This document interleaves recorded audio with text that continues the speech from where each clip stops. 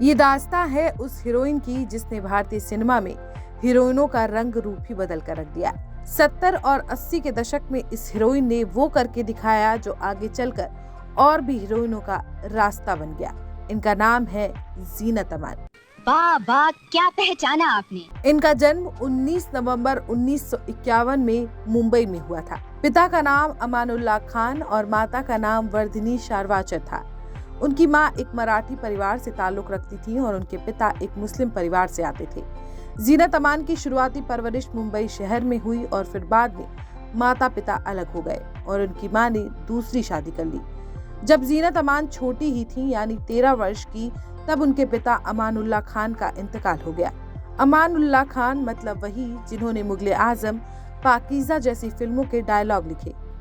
वो अपने आप में एक दमदार शख्सियत रहे, इस बात पर भी गौर करना होगा। जीनत अमान के रिश्ते में भाई लगते हैं जबरदस्त विलन रजा मुराद। तुम जल्दी तैयार हो जाओ। जीनत की पढ़ाई लिखाई पंचघड़ी में हुई और उसके बाद आगे की शिक्षा के लिए वो अमेरिका गई और बहुत ही कम उम्र में मॉडलिंग की शुरुआत कर दी। जब वो वापस लौटी तो उनके पिता के बहुत ही करीबी दोस्त एपी लल्लन ने जीनत अमान को कास्ट किया था फिल्म हलचल में।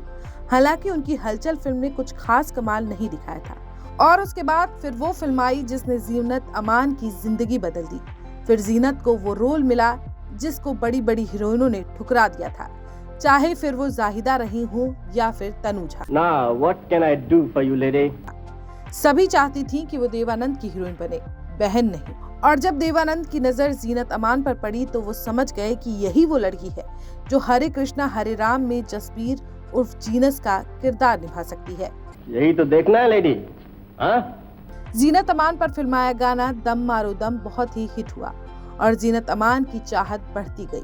फिर ऐसा हुआ कि फिल्म हरे राम हरे कृष्णा ने कमाल कर दिया। इत्तेफाक की बात ये रही कि जीनत अमान के हिट हो जाने के बावजूद उनकी वालदा को यही ख्याल आता था कि वो वहीं वापस लौट जाएं जहां से उनका परिवार आया था। और जब जीनत वापस जाना चाहती थी तो उस समय के बेहतरीन एक्टर में से एक देवानंद साहब ने उन्हें रोक लिया और कहा कि अगर फिल्म हरे राम हरे कृष्णा हिट हुई तो यहाँ पर जीनत अमान को बहुत काम मिलेगा और आपका परिवार कभी कहीं नहीं जाएगा। इसके बाद फिर वैसा ही हुआ। जीनत अमान की वालदा ने देवानंद की बात मानते हुए बहुत बड़ा त्याग दिया और वो जीनत अमान के साथ भारत ही रुक गईं। जीनत अमान उन हीरोइनों में से रहीं जिन्होंने साड़ी पहनी तब भी खूबसूरत लगी और बिकनी में भी खूबसूरत ही नजर आई।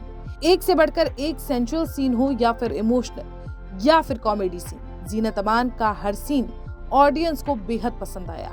फिल्म कुर्बानी, फिल्म सत्यम शिवम सुंदरम और फिल्म इंसाफ का तराजू को कैसे भुलाया जा सकता है, जो बहुत बोल्ड किरदार हुआ करते थे जिसमें एक से बढ़कर एक हीरो की हीरोइन बनी। कमाल की बात यह है जो बहुत बड़े बड़े सुपरस्टार थे और डायरेक्टर भी उनके साथ इन्हें काम करने का मौका मिला। जैसे मनोज कुमार के साथ ये नजर आई फिल्म रोटी कपड़ा मकान में, राजकुमार के साथ नजर आई फिल्म सत्यम शिवम सुंदरम में। ये बात बिल्कुल सही है, देवानंद की फिल्मों में ये बहुत नजर आई और राज कपूर साहब की भी। जीनत अमान की शादी हुई उस जमाने के मशहूर एक्टर मजहर खान से। इस शादी से उनके 2 बच्चे हुए। जीनत अमान को इस बात का अंदाजा भी नहीं था कि आगे जाकर वो बुलंदियां छूएंगी, जिसका ख्वाब आज भी बहुत सी हीरोइन देखती हैं। जीनत अमान की निजी जिंदगी में बहुत दुख रहे, खासतौर पर जब उनकी शादी हुई तो कुछ वक्त के लिए फिल्म इंडस्ट्री से ही वो दूर हो गई और उसके बाद फिर एक फिल्म में नजर आई जिसका नाम था भोपाल एक्सप्रेस। सही मायने में जीनत अमान उन खूबसूरत हीरोइनों में से एक हैं जिन्होंने बॉलीवुड में हीरोइन की परिभाषा पूरी तरह से बदल दी।